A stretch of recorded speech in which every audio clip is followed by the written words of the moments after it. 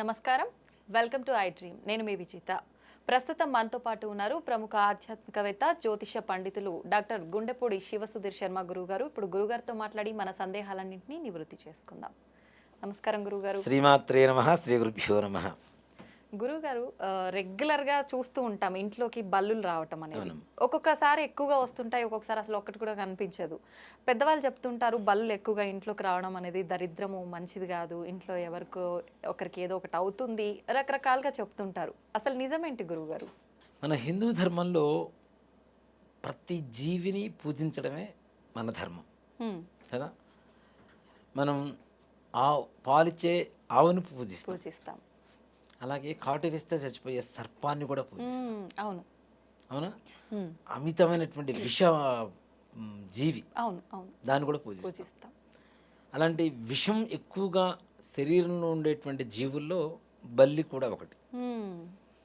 ఇక్కడ చాలామంది బల్లి పడితే అది అవుతుంది, ఇది అవుతుంది అనేటువంటి ఒక శాస్త్రం, బల్లి శాస్త్రం అనేటువంటిది ఒకటి ఉంది. అది ట్రాష్ అంటే కాదు, నిజమే. కొన్ని విషయాల్లో నిజంగానే నమ్మాలి. ఓకే, దాంట్లో ఒక్క పాయింట్తో అది నిజమా కాదా అని చెప్పేస్తా. బల్లి పెదవి మీద పడితే మృత్యు భయం అని చెప్పి రాస్తాడు దాంట్లో. నిజంగానే బల్లి పెదవి మీద పడితే అది పొరపాటున మనం నలికిదే పాయిజనే కదా, మృత్యు భయమే కదా. అవునా? మరి మిగిలిన విషయాలు కూడా నిజం కాదని ఎట్లా చెబుతాం? అంతే కదా. కాబట్టి బల్లి కూడా ఒక ప్రధానమైనటువంటి పాత్ర మన ధర్మంలో ఉంది. అందుకని కంచి పోయినప్పుడు చూడండి, బంగారు బల్లి, వెండి బల్లి ముట్టుకొని వస్తారు. అవును.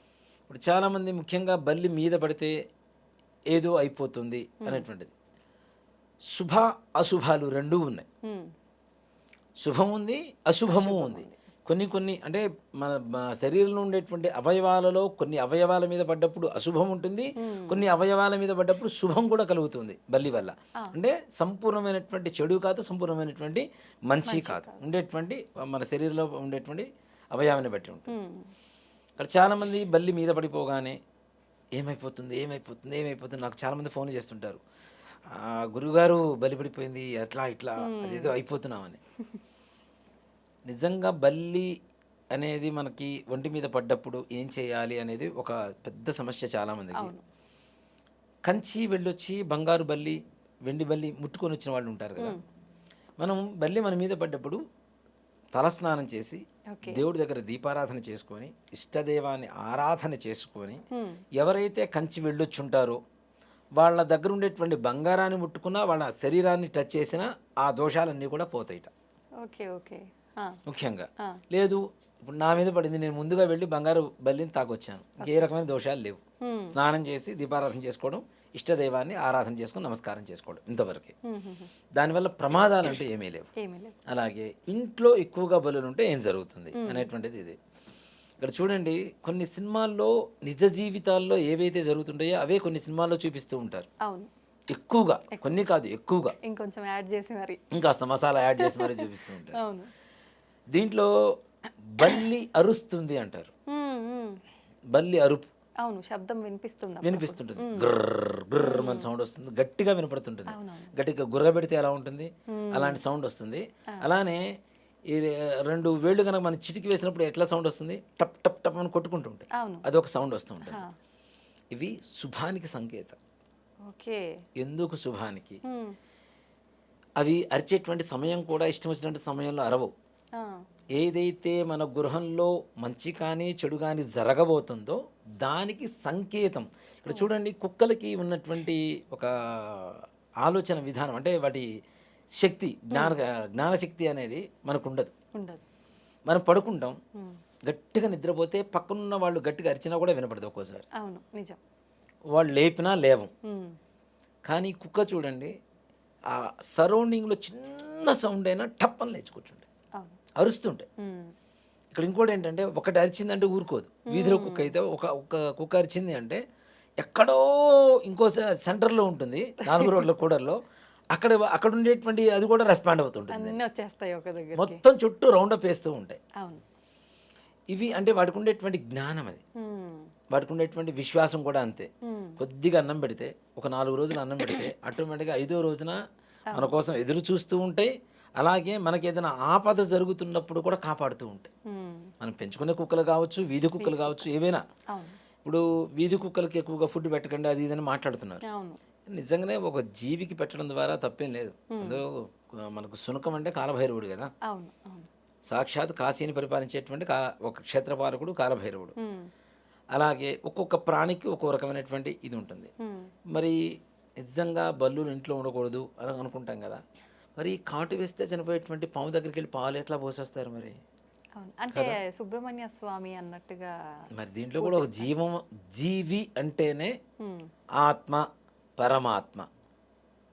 ఏం చెబుతుందంటే దేహో దేవాలయ ప్రోక్తో జీవో దేవ సనాతన అని చెప్పి చదువుతున్నాం. అవును దేహమే దేవాలయం, జీవుడే సనాతనం చూస్తున్నటువంటి దేవుడు. దేవుడు. దాంట్లో కూడా జీవం ఉన్నప్పుడు ఉమ్, అది కూడా ఒక ప్రాణి, ఒక శక్తి కలిగినటువంటి లక్షణాలు ఉన్నటువంటిదేగా. అంతే. అవునా? అవును. ప్రతిదాన్ని నెగిటివ్గా తీసుకుంటే ఉమ్, నెగిటివ్గా కనబడుతుంది, అవును. పాజిటివ్ తీసుకుంటే పాజిటివ్ కనబడుతుంటుంది. ఉమ్, ఆలోచన విధానం ముఖ్యంగా. అంతే. ఇప్పుడు మనం ఏదైనా ఒక మాట మాట్లాడుతున్నప్పుడు, ఉమ్, ఏదైనా ఎవరైనా తుమ్మితే ఏమంటాం? బా సత్యం ఆ, అయిపోతుంది అంటాం. లేదు, మనకి ఇష్టం లేని విషయం మాట్లాడుతున్నప్పుడు తుమ్మితే ఇదిగో అయిపోయింది మన పని, అంతే. అవునవును రెండు మనమే అనుకుంటాం Guarantee. సందర్భాన్ని బట్టి. ఏదైనా ప్రయత్నం జరుగుతుంది, మనం ముందుకు నడుచుకుంటూ వెళ్తుంటాం, ఒక తమాషా ఒక మాట ఉంటుంది, బతుకున్న వాడు తుమ్ము పట్టించుకోవాల్సిన అవసరం లేదు, చచ్చిన వాడు ఎలాగుతాడు కదా. నిజమే నిజమే. కదా, ఇంకోటి కూడా ఉంది, వెనక తుమ్ము మంచిదిలే ముందుకి. ఓహో, వెనక వాళ్ళు ఎవరైనా తుమ్మారు అనుకోండి, మనం ముందుకు వెళ్తున్నాం, వెనక తుమ్ము ముందుకు మంచిది. ఆహా, ముందుకు వెళ్ళమని తోస్తారా? చెడుకు చెడే, మంచికి మంచి, రెండు మనమే తీసుకుంటున్నాం ఇక్కడ. అవునవును. ఒక మాట చెప్పానంటే మన ఆలోచన విధానమే కేవలం దానికి కారణం అవుతుంది. ఉమ్, బల్లులు ఇంట్లో ఉండడం ద్వారా ఉమ్, చూడండి, మీకు క్రిమి కీటకాదులు తక్కువ ఉంటాయి. Okay okay. బల్లులు తినేదేంటి? అంతే, చిన్న చిన్న పురుగులు, ఏవైతే ఉంటాయో దోమలు ఇట్లాంటివి ఏవైతే వాళ్తుంటాయో లైట్స్ టక్కన సంబంధించిన. టక్కన పట్టేస్తాయి. అవును. అవునా? అది కూడాను మానవాళికి ఒక రకమైనటువంటి సంరక్షణ కలిగిస్తున్నటువంటి జీవే. ఉమ్, ఆ పురుగులు మన వంటి మీద వాళ్తే ఎలా ఉంటుంది? మనకి అవునవును. చీదరగా ఉంటుంది కదా. బావిలో ఉండేటువంటి తాబేలు మాత్రం దేవుడు, ఇంట్లో గోడ మీద ఉండేటువంటి బల్లి మాత్రం దయ్యమా? ఉమ్, తాబేళ్ళు ఉంటాయి, చేపలు ఉంటాయి, వాటిని దేవుడిగా పూజిస్తూ ఉంటారు. అసలు ఎందుకు పూజిస్తారు అనేది తర్వాత, అది విష్ణుమూర్తి అవతారం, అది తీసి పక్కన పెడితే, వాటర్లో బావిలో ఉంటాయి కాబట్టి లోపల ఉండేటువంటి చెడునంతా కూడా అవి తింటూ ఉంటాయి, వాటర్ని ఫిల్టర్ చేస్తూ ఉంటాయి కాబట్టి, సో అవి మంచివి. అంతే. ఇంట్లో కనబడుతున్న క్రిమికీటకాదులు మన మీద వారకుండా తింటున్న బల్లి మాత్రం చెడ్డది కదా. ఆలోచన విధానమే ముఖ్యం అక్కడ. అది కూడా మంచిదే. బల్లులు ఇంట్లోకి రావడం అనేది అతి ఎక్కువగా వస్తుంటే మనం తట్టుకోవడం కష్టం. ఇది దేనికంటే ఏదైనా పాలలో పడతాయో, మనం తినే ఆహారాలు పడుతుంది అనేటువంటి ఒక భయంతో ఉంటాం. కానీ కొద్దిగా ఉండేటువంటి బల్లుల వల్ల ఏ రకమైనటువంటి ప్రమాదం లేదు.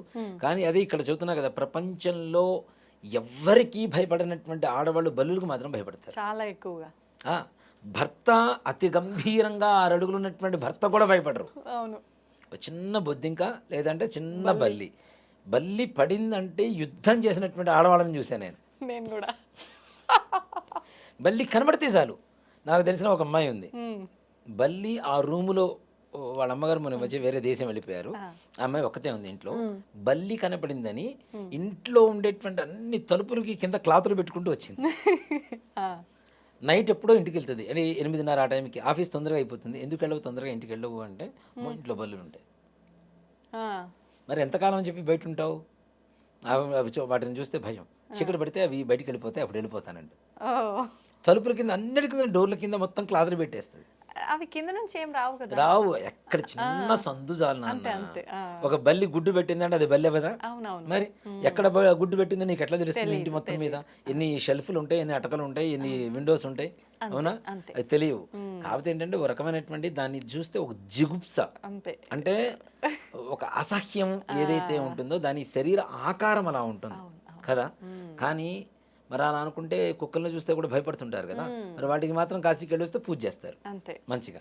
బల్లులు ఇంట్లోకి రావడం ప్రమాదకరం అనేది ఏంటి అంటే, ఒక సైంటిఫిక్గా ఎక్కువగా బల్లులు ఉంటే ఆహార పదార్థాల మీద వాళ్తూ ఉంటాయి, పడుతూ ఉంటాయి, అవి తెలియకుండా మనం తింటూ ఉంటాం, వాటి వల్ల విషం మన కడుపులోకి పోతుంది, మనకి హెల్త్ ప్రాబ్లమ్స్ వస్తాయి. విషం తింటే ఎక్కువ ఆరోగ్యకరంగా ఉండరు కాబట్టి తప్పనిసరిగా ప్రమాదం జరుగుతుంది అనేటువంటి ఉద్దేశంతో బల్లులు ఎక్కువగా ఇంట్లో ఉండకూడదు అని అంటారు. కానీ ఇంట్లోకి బల్లులు రావడం అశుభం అనేది మాత్రం కాదు, శుభ సూచకమే. అవి గట్టిగా మన మనసులో ఏదన్నా సంకల్పం, ఇప్పుడు పూజ చేసుకుంటూ ఉంటాం, పూజ చేసుకునేటప్పుడు దేవుడికి సంకల్పం అనుకుంటాం, టక్కన బల్లి అరిచింది అనుకోండి, నిజంగా అది సత్యమై తీరుతుంది.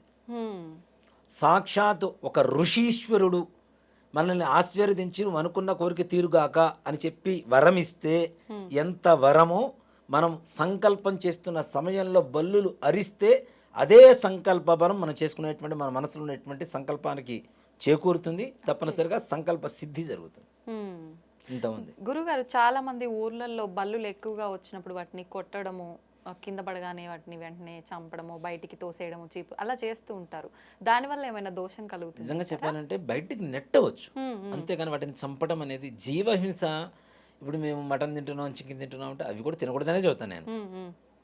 రాబోయే 3వ ప్రపంచ యుద్ధంలో అతి ఎక్కువ మంది బతికుండే వాళ్ళల్లో వెజిటేరియన్స్ మాత్రమే ఉంటారు, అతి ఎక్కువ మంది. అట్లా అయితే చాలా తక్కువ మంది ఉంటారు. నిజం. నాన్ వెజిటేరియన్స్కి ఎక్కువగా మరణం సంభవించబోతుంది, వెజిటేరియన్స్ ఎక్కువ మంది ఉండబోతున్నారు అనేది ఒక పెద్ద ప్రపంచవ్యాప్తంగా జరిగినటువంటి ఒక రీసెర్చ్లో తెలిసిన విషయం ఇది. Okay okay. అందుకని అసలు నాన్ వెజ్ తినొద్దనే చెబుతాను నేను. ఒక జీవహింస, మన జీవానికి మనకు కూరలు ఉన్నాయి, అవునా, ఆకుకూరలు ఉన్నాయి, ఇన్ని తింటుంటాం, ఇన్ని ఉండగా కూడా అదే ఎందుకు తినాలి? అవి తినడానికి మాత్రం పచ్చిగడ్డి అవి మాత్రం మేపిస్తూ ఉంటాం, మనం మాత్రం వాటిని కోసుకొని తింటాం. అది ఎంతవరకు కరెక్ట్? అది కదా, జీవహింస అనేది కరెక్ట్ కాదు కదా. పూర్వకాలంలో బలులు ఇచ్చేవాళ్ళు అంటే ఆ రోజులు వేరు, ఆ లక్షణాలు వేరు, ఇది వేరు. కానీ ఇప్పుడున్న పరిస్థితుల్లో జీవహింస, ఇప్పుడు నిజంగానే ఒక మాట చెప్తానమ్మా, జీవహింస తీసి పక్కన పెడదాం. ఇప్పుడు తినేటువంటి కోళ్ళు, మేకలు, ఇవి ఏవైతే ఉన్నాయో వాటిలో ఎంతవరకు ఆరోగ్యకరమైనటువంటి పౌష్టిక ఆహారం అవి తీసుకుంటున్నాయి? చాలా తక్కువగా. ఏది ప్రకృతి సిద్ధంగా లేదు కదా. వాటికి పెడుతున్న ఫుడ్ కూడా ఏదో అసహజంగా పుట్టించినటువంటి ఫుడ్ తీసుకెళ్ళి పెడుతున్నారు. వాటిల్లోనే బలం లేకపోతే అవి తింటే మనం ఎక్కడ బలం వస్తుంది చెప్పండి? నిజమే కదా. అవి బలం కోసం. నిజంగా ఒక మాట చెప్పాలంటే పచ్చి కొబ్బరి ఉంటుంది చూడండి, పచ్చి కొబ్బరి రోజుకు ఒక చిన్న ముద్ద తినండి, మాంసం కేజీ తింటే ఎంత బలం వస్తుందో కొద్దిగా కొబ్బరి తింటే అంత బలం వస్తుంది. ఓకే. అంత మాంసకృతులు ఉన్నటువంటి లక్షణాలు ఉన్నటువంటిది కొబ్బరి. కొబ్బరి దేవుడి దగ్గర కొబ్బరికాయ కొట్టండి ఊరికైనా కాదు, అది కూడా ఒక ఆరోగ్య సూత్రమే. అది ఇంట్లో వాడండి, తప్పనిసరిగా ఆరోగ్యకరంగా ఉంటారని చెప్పడానికి ఇవన్నీ కూడా ఉన్నాయి.